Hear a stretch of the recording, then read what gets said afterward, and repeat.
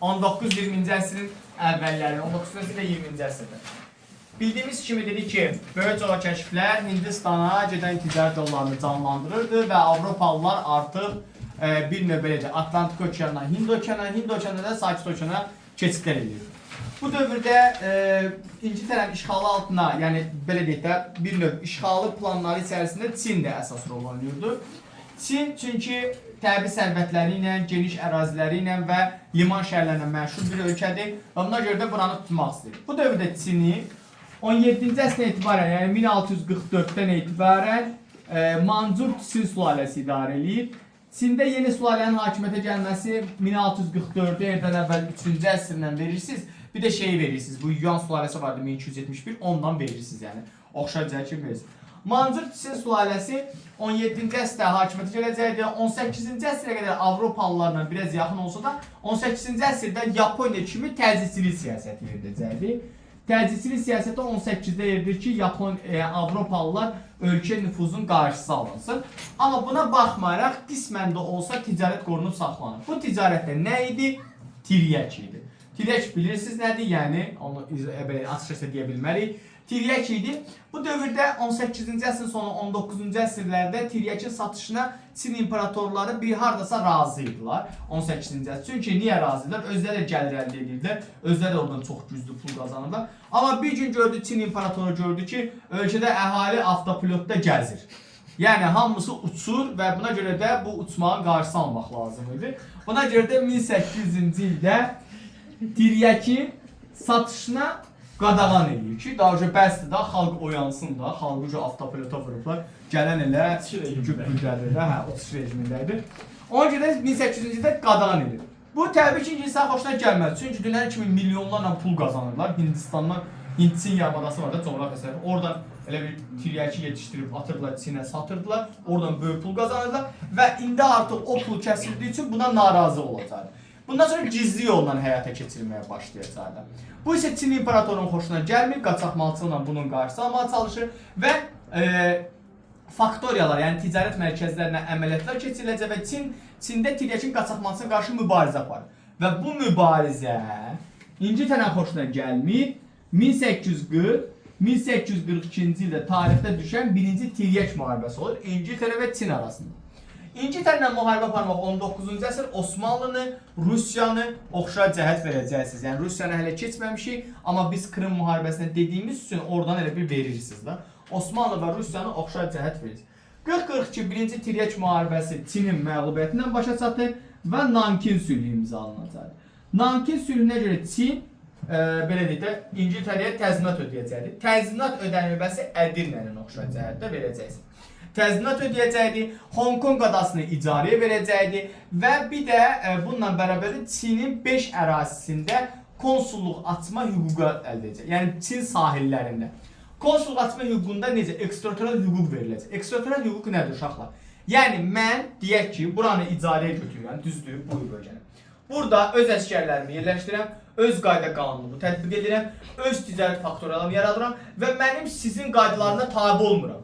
Mənim əskərim burada İngiltərə qaydalarına idarə olunur. Vətəndaşım İngiltərə qaydalarına idarə olunur. Yəni Çin qaydalarına tabe olunur. Bu gün deyək ki, nəsə bir cinayət törətsə, Çin qanununa görə edamdırsa, İngilis qanununa görə 5 il həbsdirsə, o ancaq İngilis qanununa yargılanacaq.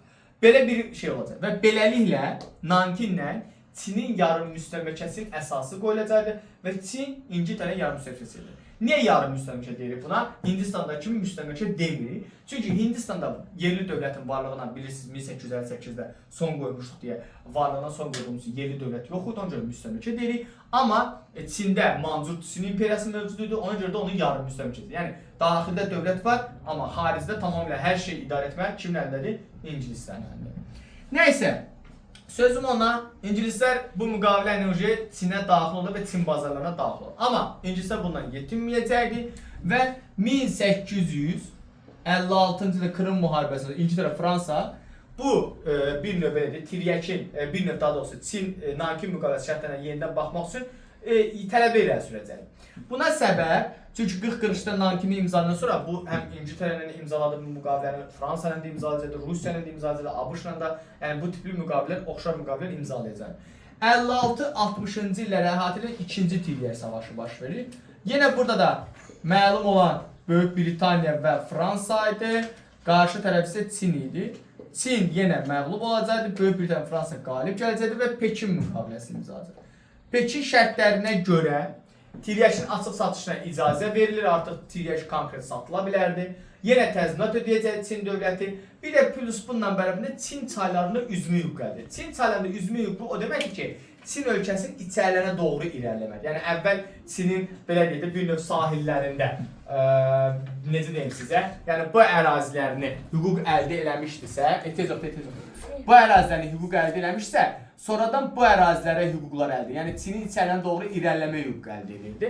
Bu çox böyük bir şeydir. Yəni bazarda Çinin İngiltərənin nüfuzu artması demək idi. Bundan sonra, lakin buna baxmayaraq Çin imperatoru Pekin şərtlərini yerinə yetirə bilmirdi. Buna səbəb, Pekin şərtlərinin yerinə yetirilməməsinin səbəb nə idi? Bu dövrdə Çində Mancur ağalına qarşı üsyan başladı. Bu üsyan hansı üsyandır? 1850-1864-cü illə Taypinlər hərəkatı adlandırılacaq. Taypinlər nə istəyirdi? Mancurluların ağır siyasətinə qarşıdır, ağır vergi yaratma siyasətinə, bir də xarici məmurlara qarşıdır. Kəndlilərin imperiyası idi.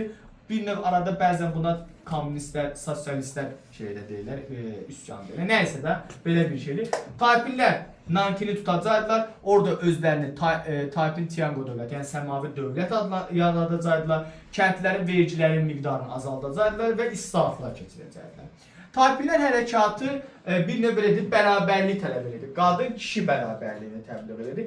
Bərabərlik təbliğ eləməsi mani məzdəki Xürrəmin oxşar cəhətdir. Baxın ha, fərq qoymuram cinsiyyət. Bərabərlik təbliğ eləməsi mani məzdəki bir də Xürrəmin oxşar cəhət olacaqdır. Taypinlər hərəkatı genişlənir və Çin imperatoru bunu yatıra bilmir. İngiltərə Fransada Pekin müqaviləsi şərtlərini yerinə yetirmək üçün, həm də Çin imperatorunu yeni güzəştlər əldə etmək üçün İngiltərə, Böyük Britaniya, Fransa və ABŞ, yəni ABŞ nə edib? Taypinlər hərəkatı 64-cü ildə yatıracaqdı. Və bununla da Taypinlər belə deyil, süqut edəcəkdir. Bundan sonra Mancur Çin imperiyası yenidən öz imperiyası mövqeyini gücləndirəcək. 19-cu əsrin sonlarına baxdığımız, 20-ci əsrin əvvəllərinə baxdığımızda dövlətin siyasi cəhətdən nüfuzu daha da zəifləyəcək. 1884 və 85 Fransa ilə, 1894 və 95 Yaponiya aparılan müharibələrdə Çin məğlub olur. Koreya, Vyetnam və Kamboçya, Laos bunları itirəcəkdir və siyasətdən zəifləyəcək.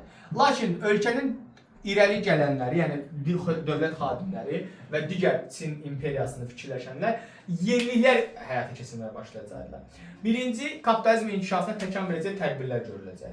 Sonra Avropa tipli universitetlər və məktəblər açılacaq. Avropa tipli universitet və məktəblərin açılması Yaponiya və Osmanlıda oxşar cəhkim verəcək.